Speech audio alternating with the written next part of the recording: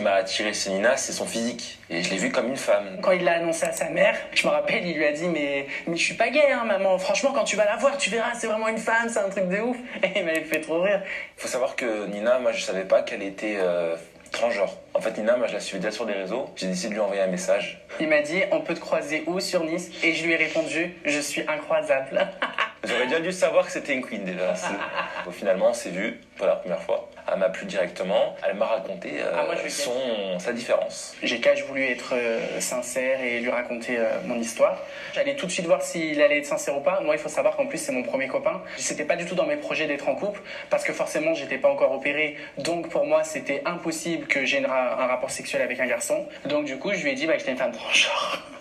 Et il m'a dit, ça veut dire quoi? Mais je lui ai dit, en fait, j'ai pas toujours été comme ça. Quand je suis né, voilà, j'étais un garçon, j'avais un zizi.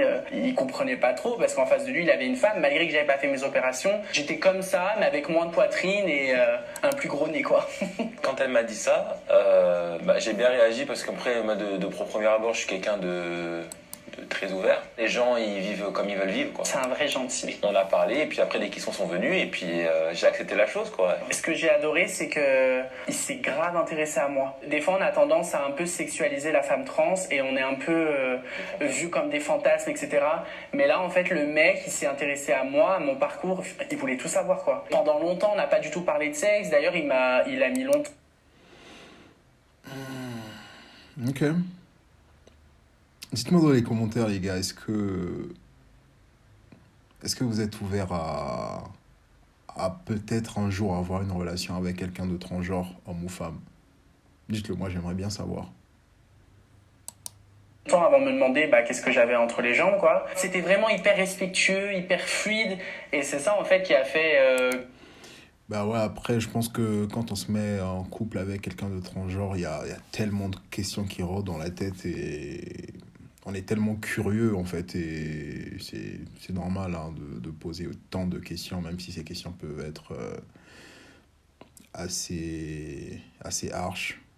Franchement, voilà, faut poser, poser des questions, c'est très important, surtout quand on décide de se mettre en couple, c'est important, quoi. Que ça a marché, que c'était sincère et que maintenant, ça fait 4 ans, quoi. Pour moi, j'étais déjà ébahi, quoi. Tu voyais... Ouais, 4 ans ensemble. Et moi, je pense que je me suis toujours posé cette question, hein. Est-ce que sortir avec quelqu'un de trans, ça fait de toi un gay ou une lesbienne? Je sais pas. Est-ce que... Je sais pas, mais je pense que la question mérite d'être posée, hein. Est-ce que le fait d'être sorti avec une femme trans, est-ce que au fond de toi, t'as pas peut-être une attirance envers la jante masculine, même si tu essaies peut-être de rejeter ça? Après, c'est une question qui mérite d'être posée, hein. Il y a une femme en face de toi, quoi. Franchement, mais t'étais vachement efféminé déjà de base. Le visage du moins était vachement efféminé. En fait, c'était tellement incroyable pour lui que physiquement, il n'y voyait pas. Il s'est un peu remis en question sur sa sexualité parce que même quand il l'a annoncé à sa mère, Ouais, c'est normal, hein. Je pense que quand t'es attiré par... t'as été toute ta vie hétéro et qu'à la fin, il y a quelqu'un de transgenre qui t'intéresse, je pense que tu te questionnes sur ta sexualité, c'est tout à fait normal. Je me rappelle, il lui a dit mais je suis pas gay, hein, maman. Franchement, quand tu vas la voir, tu verras, c'est vraiment une femme, c'est un truc de ouf. Et il m'avait fait trop rire. En fait, moi, j'ai une logique. Je me dis, ce qui m'a attiré chez Nina, c'est son physique. Et je l'ai vue comme une femme. Donc pour moi, je suis hétéro, quoi. Par rapport au sexe qu'elle avait en bas. On en a parlé aussi rapidement. On m'avait dit que voilà, qu'elle avait le projet de se faire opérer. Donc si aussi elle aurait voulu le garder, ça aussi, ça aurait été, je pense... un problème aussi, je pense, sur notre relation. Tu peux dire la vérité, tu serais pas resté avec moi.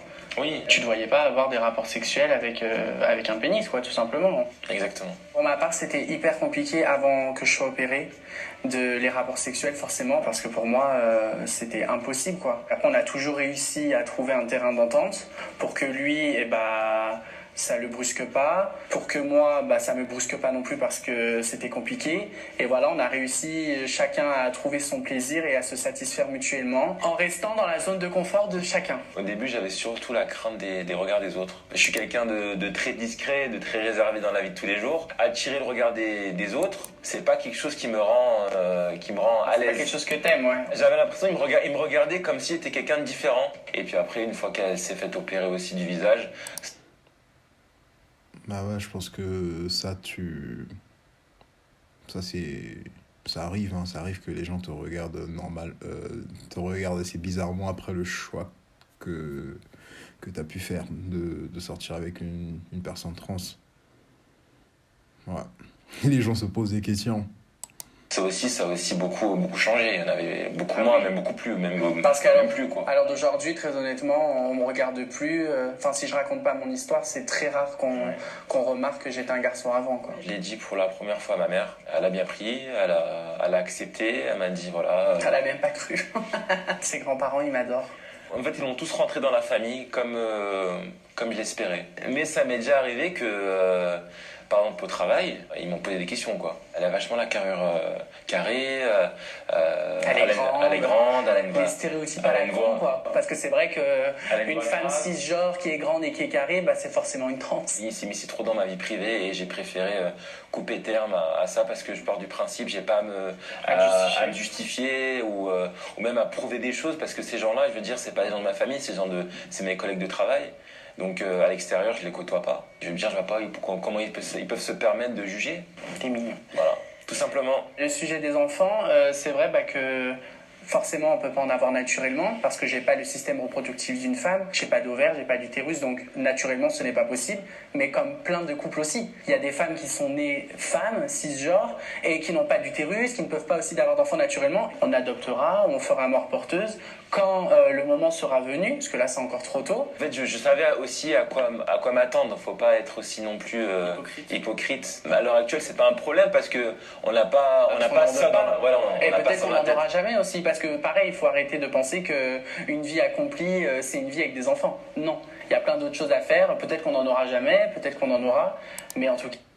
Mais ouais, après, c'est très important ce qu'elle vient de dire, hein. Une vie accomplie, c'est pas forcément une vie avec des enfants ou une vie en étant marié. Voilà. On peut tout à fait être accompli sans les deux. En tout cas, ce n'est pas un frein et c'est pas un problème.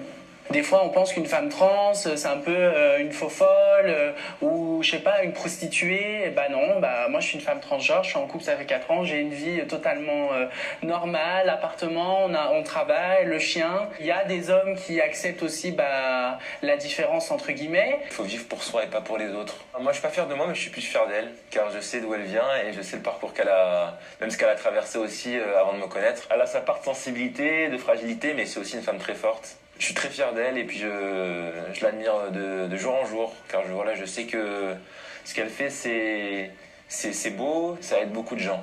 Donc voilà. Et moi aussi, je suis fier de lui. Je suis fier du garçon qu'il est, tout simplement, même si il n'était pas en couple avec moi. C'est vraiment une personne incroyable. C'est vraiment un garçon incroyable. Il est vraiment gentil et je l'aime. Bon les gars, c'est tout pour cette vidéo et on se dit à la prochaine. Over and out.